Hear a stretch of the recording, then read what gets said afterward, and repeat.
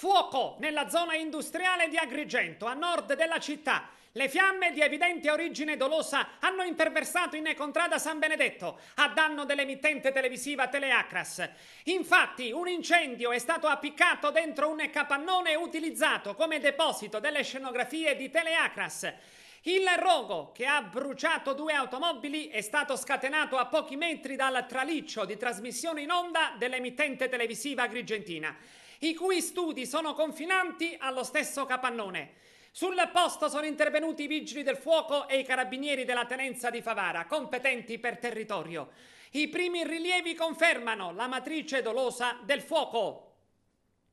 Ad Agrigento è stata ancora una volta rappresentata teatralmente e platealmente la vigliaccheria, la mano occulta di chi non ha il coraggio delle proprie azioni, trama nell'oscurità e ricorre alla violenza per imporre messaggi e provocare danni all'emittente Teleacras.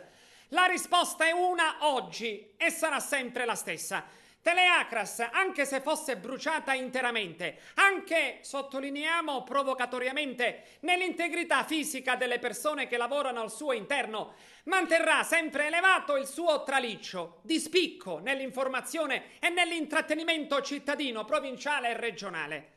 La Sicilia necessita purtroppo e ancora, nonostante tutto quanto accaduto, di esempi e testimonianze storiche. Ebbene, Teleacras da oggi si candida ad assurgere ad esempio di libertà, indipendenza e impegno e a testimonianza storica di dignità, coraggio e assoluta impermeabilità ai graffi e alle zampate di codardi e di vigliacchi, che solo apparentemente scalfiranno la nostra pelle, resistente e capace di repentino risanamento.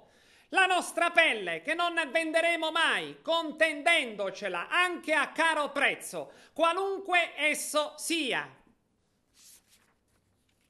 E il segretario nazionale del Popolo della Libertà di Agrigento, Angelino Alfano, a nome dell'intero partito agrigentino e siciliano, esprime solidarietà agli editori e allo staff di Teleacras, a seguito del vile attentato incendiario subito. Alfano rivolge incoraggiamento e sostegno morale a Teleacras, voce libera e forte nel panorama dell'informazione siciliana, sempre apprezzata e da tutelare, sottolinea Angelino Alfano. Traffico di droga e armi, furti e ricettazione, blitz della squadra mobile della Guardia di Finanza a Caltanissetta, 14 arresti. Il bimbo di 3 anni gioca con la cocaina del padre. La provincia di Agrigento e l'offerta turistica, ecco i marchi d'aria nell'ambito dei piani di sviluppo territoriale. Conferenza stampa, gli interventi al videogiornale. Nessuno dei candidati alla presidenza della regione conquisterebbe la maggioranza dei 46 deputati. Incombe l'obbligo delle alleanze post-voto. 22esimo anniversario dell'omicidio del giudice Rosario Livatino. Deposta una corona di fiori sul luogo dell'agguato, appena fuori Agrigento, in contrada Gasena.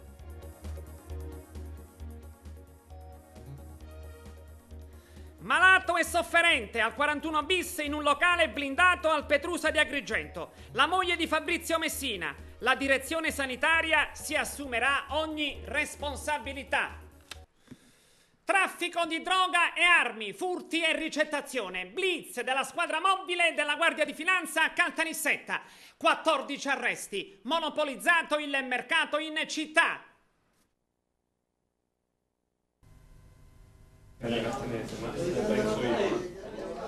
Il mercato della droga a Caltanissetta sarebbe stato nelle loro mani.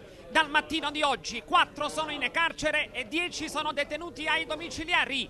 I poliziotti della squadra mobile capitanati da Giovanni Giudice, i militari delle GICO della Guardia di Finanza agli ordini di Armando Modesto e la procura nissena hanno sgominato una presunta banda di narcotrafficanti che avrebbero monopolizzato il traffico degli stupefacenti in città, imponendo ai tossicodipendenti e ai consumatori abituali di rifornirsi da loro in modo esclusivo, collaborando anche nello spaccio al dettaglio.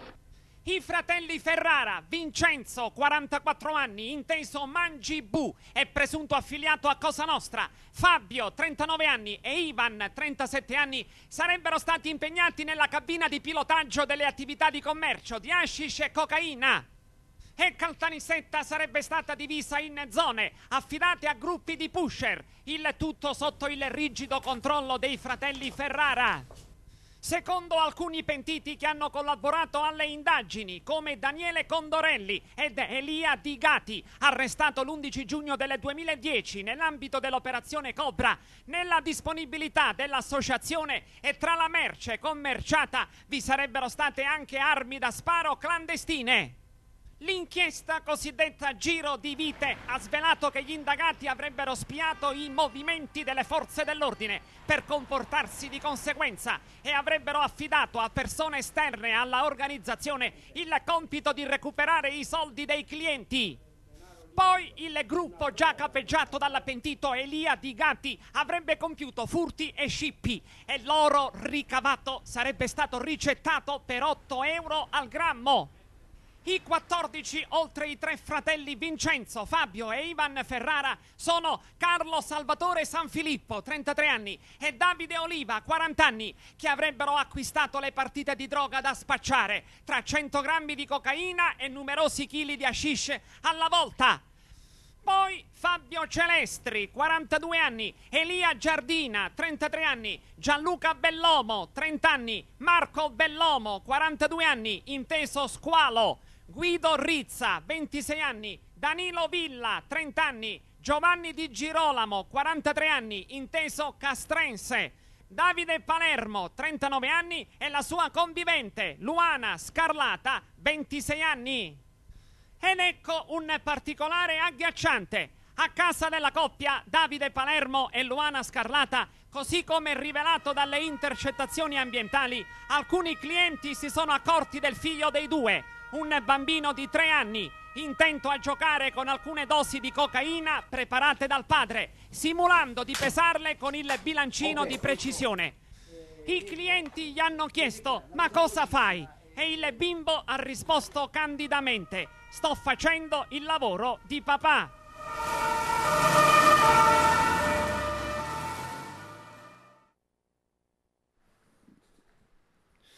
Il 3 luglio scorso il primo appello, poi lunedì scorso 17 settembre il secondo.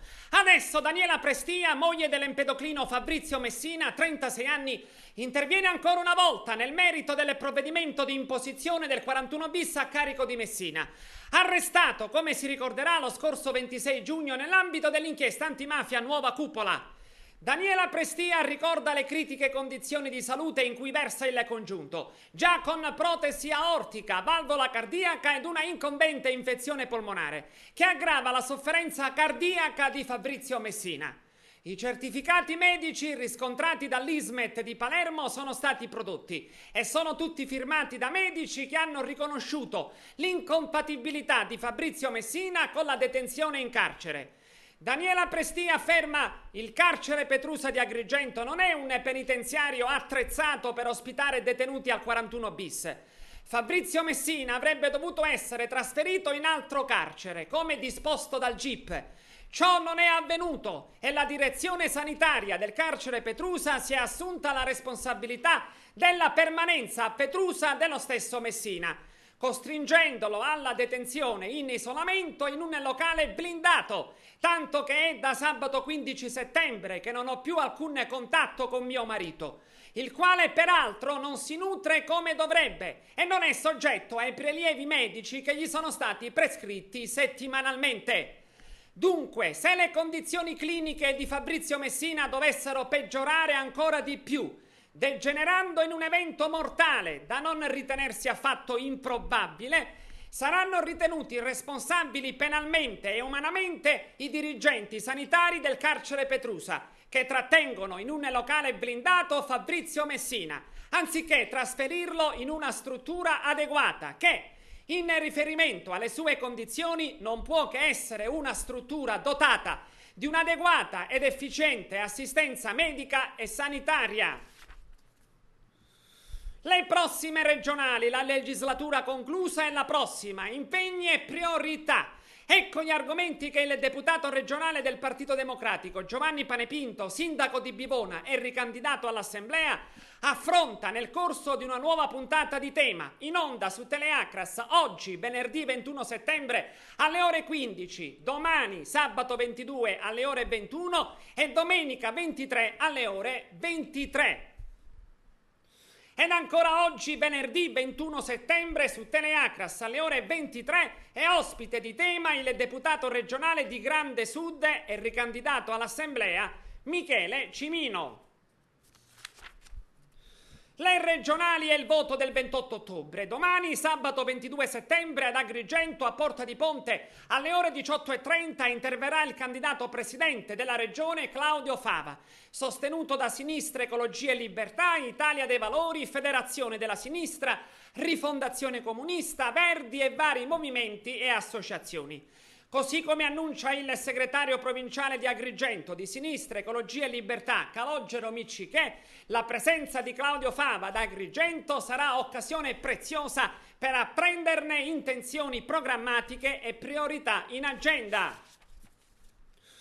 La provincia di Agrigento e l'offerta turistica. Ecco i marchi d'aria nell'ambito dei piani di sviluppo territoriale. Conferenza stampa, gli interventi al videogiornale. Davide Sardo.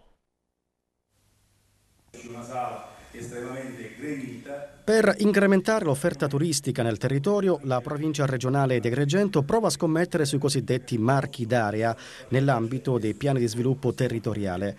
Si tratta di un ambizioso progetto che mira alla individuazione di un'area territoriale che si impegna a realizzare una rete di servizi, sia pubblici che privati, tra loro omogenei, coordinati e complementari, non sovrapponibili e non concorrenziali.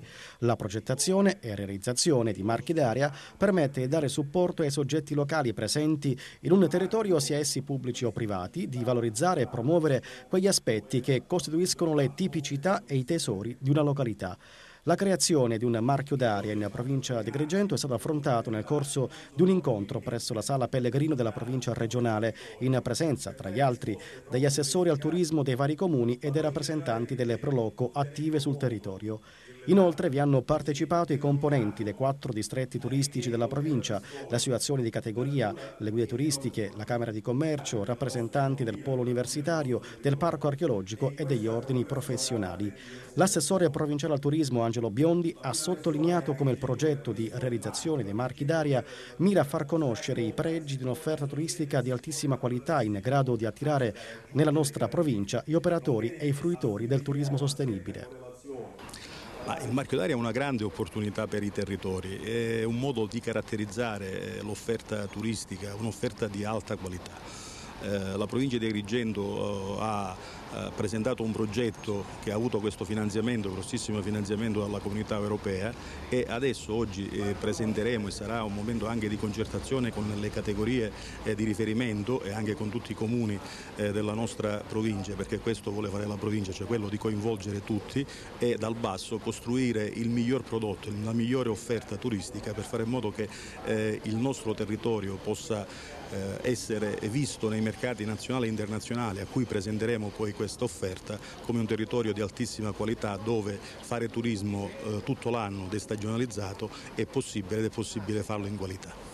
Per il presidente del Consorzio Turistico Valle dei Templi, Paolo Pullara, il marchio d'aria è un'ulteriore opportunità di rilancio e di qualificazione della nostra offerta turistica. Il marchio d'aria sarà un utile strumento perché va a qualificare, a certificare la qualità proprio delle strutture e del territorio agrigentino, diciamo, di tutti i soggetti che parteciperanno a questo progetto. Risulta utile per il turista perché risulta una garanzia e è utile anche diciamo, per la filiera, per migliorare il proprio livello di prestazioni nel settore turistico.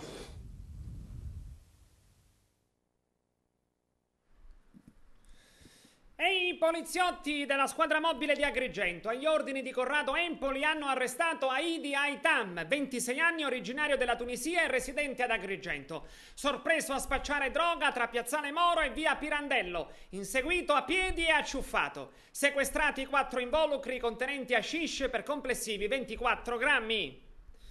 Poco a largo di Lampedusa, circa 23 miglia a sud dell'isola, la Guardia Costiera e di Finanza ha soccorso un gommone in difficoltà con a bordo 36 migranti. Gli extracomunitari sono stati trasbordati. Le dimissioni polemiche del vicepresidente della Fondazione Teatro Pirandello di Agrigento, Giovanni Di Maida, che ha criticato le modalità di gestione della fondazione, tra deficit e contributi assegnati senza criteri, che hanno inevitabilmente interessato la Procura di Agrigento, che di conseguenza ha delegato la Guardia di Finanza ad ascoltare lo stesso Di Maida per approfondire quanto da lui dichiarato. E così Giovanni Di Maida è stato interrogato al comando delle Fiamme Gialle come persona informata sui fatti. Nessuno dei candidati alla presidenza della regione conquisterebbe la maggioranza dei 46 deputati. Incombe l'obbligo delle alleanze post voto. Carmelo Lazzaro. Quale sarà la nuova geografia politica all'Assemblea regionale siciliana che andrà a delinearsi con le elezioni di fine ottobre? Numericamente su quale sostegno potrà contare il nuovo governo? Stando ai dati dei partiti appare concreta la previsione che il presidente non avrà la maggioranza, ovvero almeno 46 parlamentari. PDL, PID e la destra, che appoggiano la candidatura di Nello Musumeci, ipotizzano di non superare i 40 scranni. Lo stesso Grande Sud, PDS, MPS e FLI a sostegno di Gianfranco Miccichè. Qualcuno in meno la coalizione di Rosario Crocetta, composta da PD e UDC, che ritiene di assicurarsene 37, compresi i 9 eletti automaticamente dal cosiddetto listino in caso di vittoria. Bisognerà inoltre vedere quante liste supereranno lo sbarramento del 5%, che darebbe almeno 5 o 6 deputati, e quale sarà la valenza numerica dei movimenti nelle liste che portano il nome del candidato presidente, quasi sempre rimaste escluse da Sala d'Ercole. I partiti calcolano che per conquistare il 5% servono almeno 125.000 voti, considerando che storicamente i votanti per le regionali in Sicilia sono poco più del 60%, circa 2.600.000. Ma il periodo è anche diverso, sono molti i disillusi della politica e dei politici e coloro che meditano di non recarsi alle urne. Il coordinatore siciliano del PDL, Giuseppe Castiglione, stima che il partito si muova su una forbice che va dal 18 al 22%, che consentirebbe di avere almeno 18 seggi. Nel 2008 il PDL ottenne il 33,4% con 901.000 voti che valsero ben 34 scranni, ma i dati delle amministrative indicano valori molto più bassi. A Palermo città il PDL aveva conquistato 4 anni fa 130.000 preferenze, scese a 23.000 nel maggio scorso, 32.000 se si somma la lista Costa. Fermento all'interno di PID Cantiere Popolare, che nel tentativo di superare lo sbarramento sta mettendo in campo tutti i big. Previsione da 6 a 8 seggi, ma nelle province più piccole il superamento dello sbarramento è a rischio. Obiettivo 5% anche per la lista Musumeci, che aggrega i movimenti civici e gli esponenti della destra. Nel centro-sinistra il Partito Democratico prevede di superare di qualche punto il 18,7% del 2008, ma a Palermo, alle ultime amministrative, il PD non è andato oltre i 21.000 voti e il 7,7%, perdendo 10 punti. L'UDC, grazie anche a nuove adesioni, spera di eleggere 2 deputati nelle 3 maggiori città siciliane, Palermo, Catania e Messina, e far scattare quanti più seggi possibile nelle altre. La coalizione spera poi nella crescita di consensi rispetto agli attuali sondaggi della lista Crocetta, con i movimenti e parte dei forconi. Gli autonomisti, Lombardo e Miccichè, sono convinti del flop di PD e PDL, bocciati dalla crisi che investe i grandi partiti e che andranno sotto il 27%, conquistando al massimo una trentina di parlamentari. I lombardiani puntano ad eleggere almeno 12 deputati, 6 o 7 Grande Sud. Incognita Italia dei Valori, che ha scelto di avere una lista autonoma a sostegno di Claudio Fava, sperando di ottenere il consenso di chi non ha gradito il patto PD-UDC. La seconda lista sarà invece formata da SEL, Federazione della Sinistra, e Verdi, obiettivo 5% per i grillini di Giancarlo Cancellieri. Sempre visto invece le amministrazioni gestite. Il direttivo provinciale del Patto per il Territorio di Agrigento annuncia che, dopo un'attenta disamina del comportamento dei consiglieri comunali di Agrigento Francesco Messina, Angelo Vaccarello e Michele Mallia, che, attraverso un'azione che è andata oltre qualsivoglia regola di deontologia politica ed in contrasto con la linea politica stabilita dalla base, dalla dirigenza del movimento politico, avendo i due Messina e Mallia accettato l'ingresso nella giunta Zambuto a titolo meramente personale, visto lo statuto del movimento, all'unanimità hanno deliberato di non riconoscere i consiglieri Messina, Mallia e Vaccarello quali componenti del Patto per il Territorio, diffidandoli dall'utilizzo del nome e del simbolo registrato e di esclusiva proprietà dell'associazione Movimento Patto per il Territorio di Agrigento. Inoltre, Cinzia Puleri è stata nominata capogruppo del Patto per il Territorio al Consiglio Comunale di Agrigento. Procedimento penale a carico dell'avvocato Giuseppe Arnone per calunnia a danno di capo di casa e Giacomo Di Benedetto. Ascoltiamo in proposito lo stesso Arnone al nostro microfono. Sì, la vicenda è abbastanza singolare e io voglio utilizzarla per garantire ai cittadini una seria e sana amministrazione della giustizia. Anzi, oggi è l'anniversario dell'omicidio del giudice Livatino, sono fatti, diciamo, che io ho vissuto personalmente, anzi, ho pure conosciuto Livatino perché ho pubblicato io la grande inchiesta antimafia che Livatino realizzò col procuratore capo dell'epoca Spallitta, con Roberto Saieva, con Totò Cardinale e con Fabio Salamone. E proprio in onore a Livatino io dico che cose come quelle che al momento avvengono non hanno diritto di esistere in un luogo dove effettivamente la parola giustizia ha un significato, il significato che voleva dare Livatino. Lo sappiamo tutti, sono stati falsificati degli atti all'interno della federazione del Partito Democratico, la firma di Nello Amel, la firma di Dino Cusumano, la firma di Domenico Pistone è stata falsificata per nominare con le firme false Giuseppe Palermo e Vittorio Gambino. I falsi ci sono stati, la magistratura li ha accertati. Ora, questa magistratura in 4 anni di indagine non è riuscita a trovare chi ha fatto questi falsi. Come scrivo io nel mio documento di oggi, sembrerebbe quasi che un foglio di carta abbia chiamato una penna e gli abbia detto: cara penna, mettimi 3 firme false, poi pigliamo il tassì e ci andiamo a consegnare alla commissione elettorale presso il tribunale. A me pare a questo punto molto utile che io venga accusato di calunnia, di avere calunniato per le firme false, la cui falsità appunto è accertata, Messana, Capodicasa e Di Benedetto, perché adesso il procuratore dovrà darmi tutte le carte di come ha condotto questa inchiesta e avrò modo di dare al procuratore le indicazioni necessarie per trovare i responsabili. Concludo con una battuta: già è avvenuto in passato in processi per diffamazione o per calunnia nei miei confronti. Fu archiviata l'inchiesta della nettezza urbana, l'appalto truccato di 45 miliardi di lire.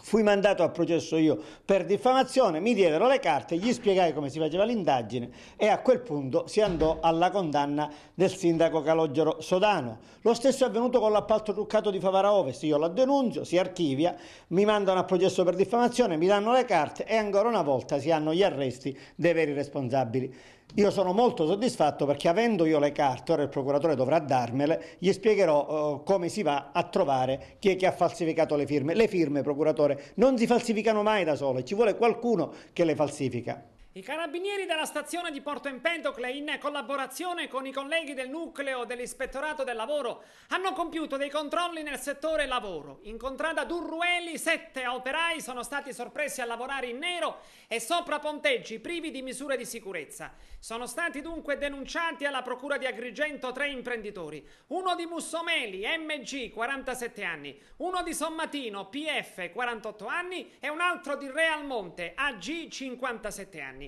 Impegnati nei lavori di costruzione di decine di villette. Ai 3 responsabili delle ditte che eseguono le opere sono state inflitte sanzioni per circa 15.000 euro. 22° anniversario dell'omicidio del giudice Rosario Livatino. Deposta una corona di fiori sul luogo dell'agguato, appena fuori Agrigento in contrada Gasena. Le interviste di Davide Sardo. Il ricordo è indelebile. Sono passati 22 anni, sono veramente tanti, eppure questo giorno è un giorno particolare che cominciamo a vivere intensamente alcuni giorni prima, e le assicuro che la mattina del 21 di settembre di ogni anno è un turbamento profondo. Però questi 22 anni, che sono veramente tanti, non sono passati certamente invano, perché Rosario ha cominciato a parlare con la sua morte. Lui non era un personaggio che aveva costruito la sua notorietà o aveva costruito la sua immagine attraverso l'estetizzazione della sua professione. Rosario operava, rifiutava qualunque manifestazione pubblica, e allora quello che è successo è veramente eccezionale. Stavo dicendo miracoloso, ma è una valutazione che devono fare altri, e che stanno facendo altri. È eccezionale perché noi ricostruiamo il suo messaggio grandissimo, la sua testimonianza attraverso i fatti che andiamo ricostruendo sul suo vissuto. Non c'è maggiore forza di una testimonianza ancorata sui fatti, è l'impegno vero. Il suo modello, è stato detto bene poco fa da un giovane magistrato che pure non lo aveva conosciuto, per noi è un modello comportamentale assunto a parametro di valutazione di tutti i magistrati dell'ufficio del Tribunale. 22 anni non sono passati invano, purtroppo qualcuno altro dovrebbe avere qualche ripensamento in più per quello che non è stato fatto a tutela di questo presidio di giustizia, perché vedete, le condizioni di isolamento o l'impoverimento delle strutture e delle possibilità di intervento è un segnale preoccupante. Io non vorrei essere profeta di sciagure, ma mi sembrano che ritornino delle condizioni di isolamento e di difficoltà volute che sono veramente inaccettabili. Io mi auguro che questa terra non abbia bisogno di altri martiri. Il servizio giustizia ha risposto. Ci vuole la coerenza di chi ha funzioni amministrative e politiche di tenere in vita e di consentire di lavorare in questo ufficio. È stato un grande esempio per la nostra terra, per aver fatto semplicemente il suo dovere, e per fare il suo dovere ha anche sacrificato la sua vita. Rappresenta un esempio per questa terra, per i tanti giovani, per le nuove generazioni, ma soprattutto rappresenta un esempio per chi ha amato questa terra al punto da rendere e dare proprio anche la vita.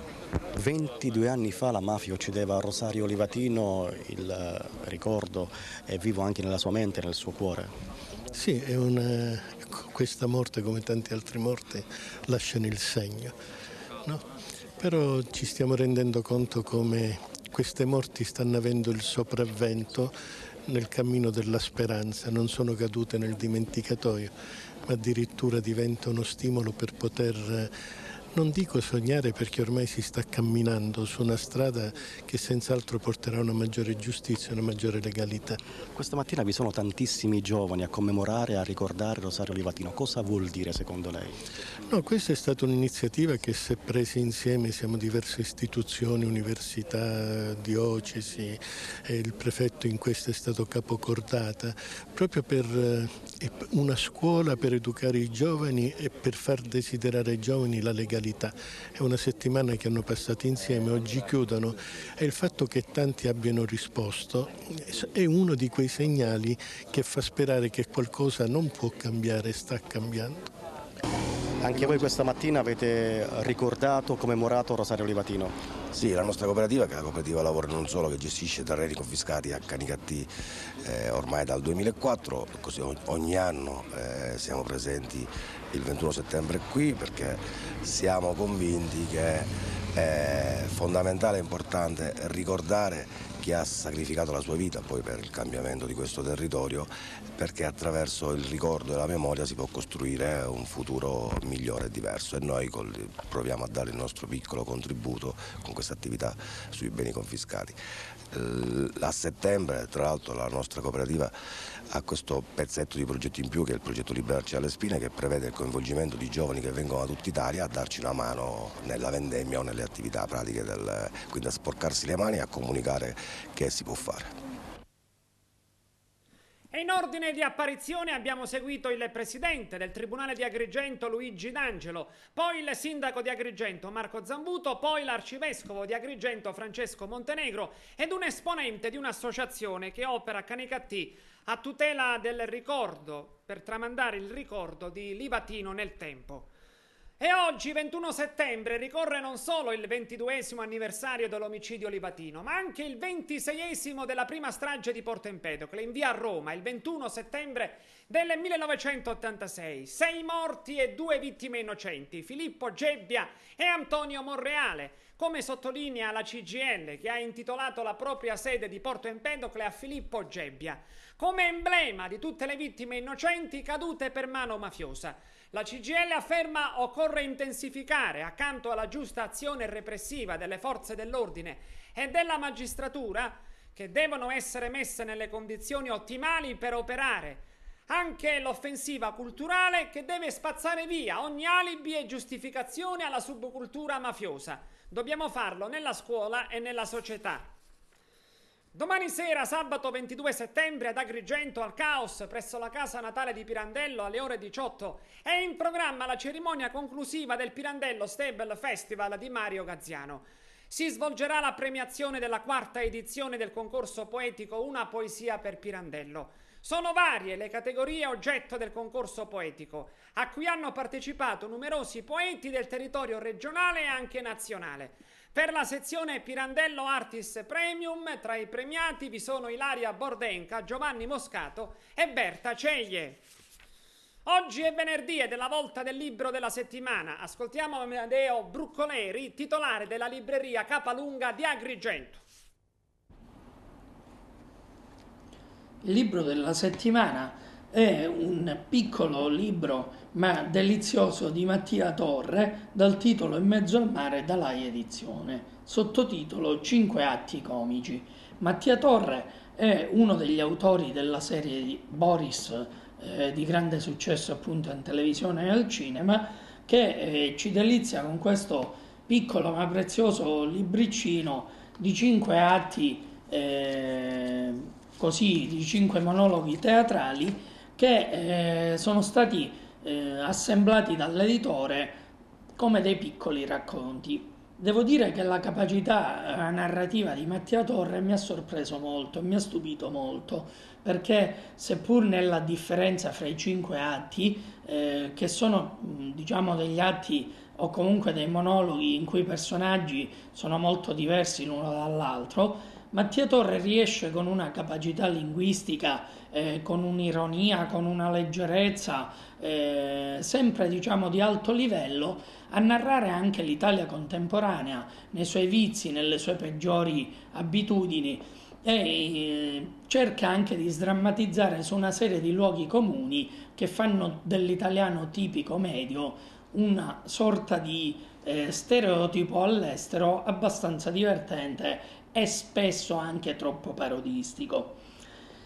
Il monologo che trovo più geniale dei 5 si intitola Gola, in cui Torre, in un fantastico sproloquio, chiamiamolo così, social gastronomico, riesce a rimproverare gli italiani di pensare sempre solo ed esclusivamente al cibo e all'ossessione del mangiare. È scritto con una capacità sintattica notevole, perché comunque non esiste per esempio la punteggiatura in questo monologo. Diversi attori del livello di Valerio Mastandrea o di Valerio Aprea hanno avuto la possibilità di impreziosire questi monologhi recitandoli al teatro. Devo dire che l'accostamento fra Mattia Torre, un grande personaggio della nostra letteratura come Ennio Flaiano, non è poi così forzato come potrebbe sembrare. Mattia Torre In mezzo al mare, Dalai Editore. Adesso lo sport, il calciomercato. La San Cataldese ha ingaggiato l'attaccante Giuseppe Carbonaro, l'anno scorso a Valderice e in passato anche all'Acragas. La San Cataldese è ultima a 0 punti con 5 gol subiti e ancora 0 realizzati. I nisseni confidano molto sull'apporto di Carbonaro già da domenica prossima in occasione della difficile trasferta di Cammarata. L'Acragas prepara invece la gara di Bagheria con l'intento di proseguire la serie positiva. Il punto sulla prossima giornata in eccellenza e promozione nel servizio di Rino Pitanza. Siamo alla terza giornata nei campionati di eccellenza e promozione e già le squadre sono chiamate chi alle conferme, chi a ripartire dopo una battuta d'arresto e chi proprio a cominciare. In eccellenza 5 squadre a punteggio pieno.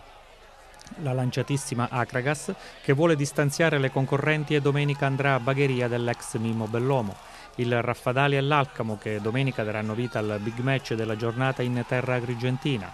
Il Camarat, che vuole continuare a fare punti ai Salagi ospitando la San Cataldese, e la Matricola Leonfortese, che chiede punti al Valderici. Deve ripartire il Campofranco, sconfitto domenica scorsa, e lo vuole fare contro la Folgore, ancora a 0 punti.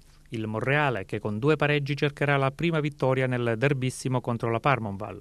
Il Gemini vince la sua prima gara e domenica, ancora con una trapanese, la Riviera Marmi, cercherà di fare ancora punti preziosi per questo inizio di campionato. In promozione ottimo avvio del Canicattì, che vuole mantenere la vetta nel derby con il Cianciana e non perdere contatto con il Terrasini, altra capolista, impegnato a Strasatti.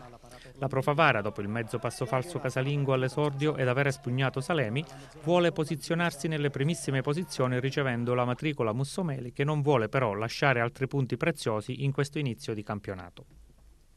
Lo Sciacca deve dimenticare la sconfitta di Dattilo e pensare a fare i 3 punti contro il Salemi, mentre l'Aragona vuole dare continuità alla vittoria di domenica contro lo Strasatti, andando a Partinico, campo da sempre ostico. La corazzata Serra di Falco deve darsi uno scossone per svegliarsi dal brutto sogno, anzi dalla realtà, di Terrasini, dove ha conosciuto la sua prima sconfitta. I falchetti nisseni, che insieme alla Profavara sono le contendenti per la vittoria finale, dovranno avere la meglio sullo Skanderberg, squadra palermitana di Piana degli Albanesi. Siamo solo alla terza giornata, quella di domenica prossima, ma le squadre che hanno dichiarato i loro obiettivi non possono perdere altro terreno per non trovarsi in posti diversi di quelli per cui hanno costruito il mercato estivo. Acragas e Alcamo in eccellenza, Profavara e Serra di Falco in promozione, sono chiamate quindi a fare punti su punti per poi gestire eventuali cali che comunque potranno venire. Bene, è tutto. Vi ricordo che oggi pomeriggio su Teleacras, come già annunciato, alle ore 15 è ospite di tema il deputato regionale del Partito Democratico e ricandidato all'Assemblea Giovanni Panepinto. Questa sera invece intorno alle ore 23 è ospite di tema il deputato regionale di Grande Sud e ricandidato all'Assemblea Michele Cimino. Entrambe le puntate sono visionabili sul canale YouTube di Teleacras. Grazie per la cortese attenzione e buon proseguimento.